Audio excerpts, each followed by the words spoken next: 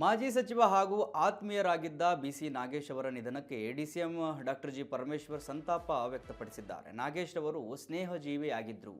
ಜನರಿಗೆ ಸಹಾಯ ಮಾಡುತ್ತಾ ಸಾರ್ವಜನಿಕ ಬದುಕಿನಲ್ಲಿ ತಮ್ಮದೇ ಛಾಪು ಮೂಡಿಸಿದ್ರು. ಬೇರೆ ಪಕ್ಷದಲ್ಲಿದ್ದರೂ ತಮ್ಮಿಬ್ಬರ ನಡುವೆ ಆಳವಾದ ಸ್ನೇಹ ಇತ್ತು ಅಂತ ಹೇಳಿ ಪರಮೇಶ್ವರ್ ಹಳೆಯ ನೆನಪುಗಳನ್ನು ಮೆಲುಕು ಹಾಕಿದ್ದಾರೆ. ನಾಗೇಶ್ ಅವರ ಅಂತ್ಯಕ್ರಿಯೆಯನ್ನು ಸಕಲ ಸರ್ಕಾರಿ ಗೌರವಗಳೊಂದಿಗೆ ನೆರವೇರಿಸಲಾಗುವುದು ಎಂದು ತಿಳಿಸಿದ ಅವರು, ಕುಟುಂಬಕ್ಕೆ ದುಃಖವನ್ನು ಭರಿಸುವ ಶಕ್ತಿಯನ್ನು ಭಗವಂತ ನೀಡಲಿ ಅಂತ ಹೇಳಿ ಪ್ರಾರ್ಥಿಸಿದ್ದಾರೆ. ನನಗೆ ವೈಯಕ್ತಿಕವಾಗಿ ಬಹಳಷ್ಟು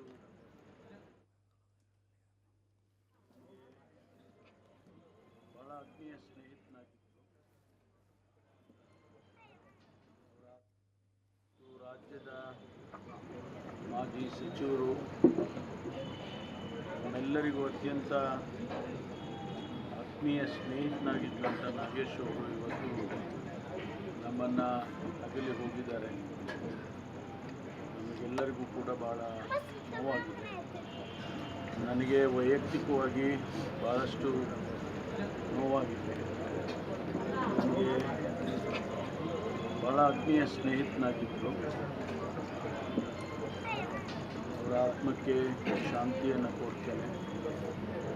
ಅವರ ಕುಟುಂಬ ವರ್ಗದವರಿಗೆ ಭಗವಂತ ಈ ನಷ್ಟವನ್ನು ಭರಿಸ್ತಕ್ಕಂಥ ಶಕ್ತಿಯನ್ನು ಕೊಡಲಿ ಅಂತೇಳಿ ನಾನು ಪ್ರಾರ್ಥನೆಯನ್ನು ಸಲ್ಲಿಸ್ತೇನೆ. ಬಹಳ ಸ್ನೇಹಜೀವಿ, ಎಲ್ಲರನ್ನೂ ಕೂಡ